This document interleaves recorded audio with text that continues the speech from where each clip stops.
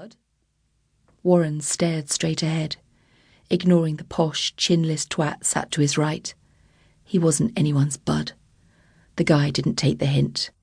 Oh, I see. The strong silent type. It's all good.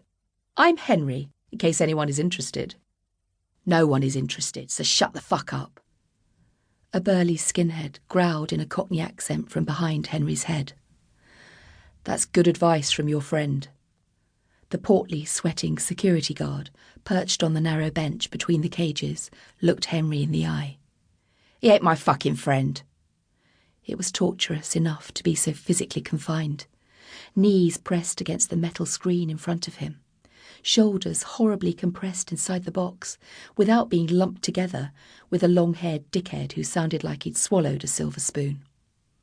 The guard pointed at the skinhead, noting his tattooed neck and misshapen nose. Name? Keegan Lomax. The guard nodded as if cataloguing him. One to watch.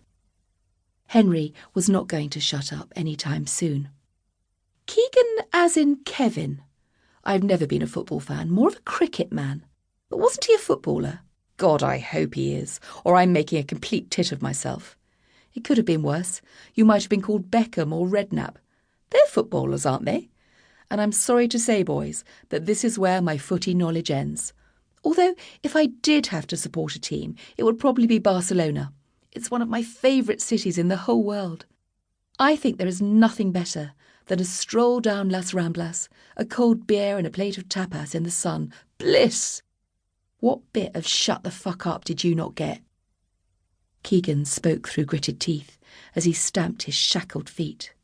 All right, let's calm it down a bit, gentlemen.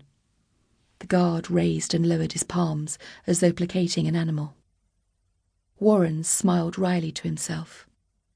He wasn't sure where he was heading, but it would be an interesting journey, if nothing else. He was glad of Henry's diversion. Amy's tear-stained face sat behind his eyelids with every blink. The way her mouth had crumpled as she tried to speak, her large eyes brimming. She looked like she was drowning, with the effort of trying to contain all that she wanted to say, aware that the clock was ticking, unaware of how long they had to say goodbye. Minutes? Seconds? When will I see you again, War? Where are you going now, and how soon till you come home, and how will I know when you're coming back? How will you let me know? She had smiled, trying to be brave as her chest heaved in an effort to stem the sobs. Her small hands fidgeted with a rose-printed hanky that she twisted and untwisted around her fingers. It was this memory that would jar Warren from sleep in the middle of the night and greet him upon waking each morning. He had not been able to answer her, could not find one single word of solace or comfort. He had tried, but the barriers he had constructed around his heart and mouth in the preceding months were so strong that it was impossible to break them down.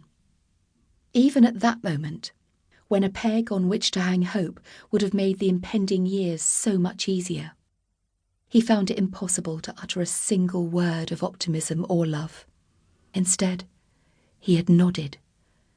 It was probably for the best. Better for her that she didn't wake each day with a lift in her heart, that today might be the day that he came home. Better for everybody. How much further is it? I'm getting terribly bored. It was as if Henry was immune to the reaction he provoked. A good few hours yet. The guard kept his answer short and vague. Well, in that case, can I interest anyone in a game of I Spy? Henry wasn't giving up. Fucking perfect. Keegan banged his shaved head on the cage in front of him. All okay back there? The driver slid back a small plexiglass panel to speak to his colleague. Fine, mate. We're just debating football and wondering how far it is to Glenculloch. There was the faintest smirk about his face. Warren stiffened and turned his head to look at Keegan, whose eyes were wide. It was the first mention of where they were heading. Warren had heard bad things about this place, and judging from Keegan's expression, he guessed it was the same for him. He tried to recall what he'd heard while he was on remand.